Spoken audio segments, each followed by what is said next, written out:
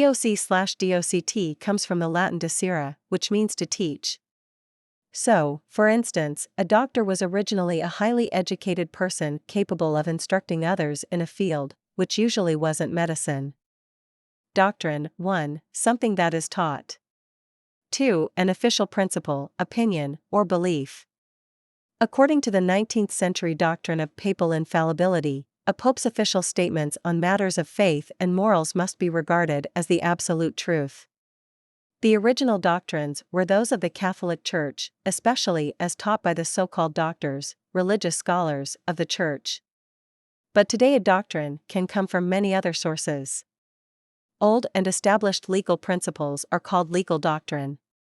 Traditional psychiatrists still follow the doctrines of Sigmund Freud. Communist doctrine in the 1920s and 30s was often the teachings of Lenin, which were then regarded in the Soviet Union as almost sacred. U.S. presidents have given their names to doctrines as well. In 1823, the Monroe Doctrine stated that the United States would oppose European influence in the Americas, and in 1947 the Truman Doctrine held that America would support free countries against enemies outside and inside. Docent: 1. Teacher, lecturer. 2. A person who leads guided tours, especially through a museum. Visitors to Istanbul's Great Topkapi Museum often decide they need to hire an English-speaking docent. The title of docent is used in many countries for what Americans would call an associate professor, that is, a college or university teacher who has been given tenure, see tenure, but hasn't yet achieved the rank of full professor. But in the U.S. a docent is a guide who works at a museum, a historical site, or even a zoo or a park. Docents are usually volunteers, and their services are often free of charge. Doctrinaire, tending to apply principles or theories without regard for practical difficulties or individual circumstance. She had never taken a doctrinaire approach to teaching, since education theories didn't always match the reality of instructing 25 lively students. Someone doctrinaire sticks closely to official doctrines or principles. A doctrinaire judge will give identical sentences to everyone found guilty of a particular crime. A doctrinaire feminist may treat all men as if they were identical. A doctrinaire economist might call for a single solution for the economic problems in all countries, regardless of their social and cultural history. As you might guess, the word isn't often used in positive contexts.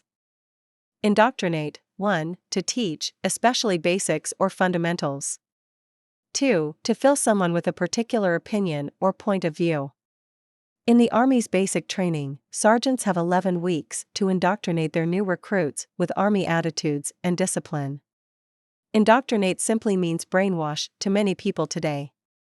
We frequently hear, for example, of religious cults that indoctrinate their members to give up their freedom and individuality and to work hard only for a leader's goals. But its meaning wasn't originally negative at all. And the fact is that every society indoctrinates its young people with the values of its culture. In the U.S., we tend to be indoctrinated to love freedom, to be individuals, and to work hard for success, among many other things. But we now rarely use indoctrinate, or its noun, indoctrination, in a positive way. Instead, we usually stick to the simpler and safer teach or instruct. Tut/tui comes from a Latin verb meaning to look after, and in English the root generally shows up in words that include the meaning guide, guard, or teach, such as tutor, the name for a private teacher who guides a student, or tutee, through a subject. Tutorial: 1. A class for one student or a small group of students.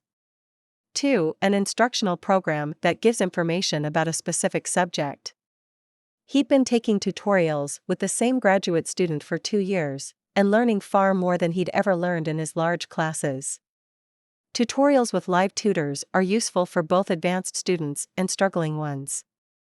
Many computer programs include electronic tutorials to help the new user get used to the program, leading him or her through all its functions, often by means of pictures and short videos. But a really difficult program may still require a real-life tutor to be fully understood. Tuition: 1. The act of teaching, instruction. 2. The cost of or payment for instruction. As she happily flipped through her college catalogs, her parents sat quietly but uneasily calculating the total tuition costs. The sense of tuition meaning teaching or instruction is mostly used in Britain today. In the US, tuition almost always means the costs charged by a school, college, or university for that teaching. Those costs have tended to rise at an alarming rate in recent years. Around 2010, a student could receive a 4-year college education, tuition, room, and board at an inexpensive public university for less than $50,000, but might have to pay more than $200,000 at an expensive private college or university. Intuition. 1. The power of knowing something immediately without mental effort, quick insight. 2. Something known in this way.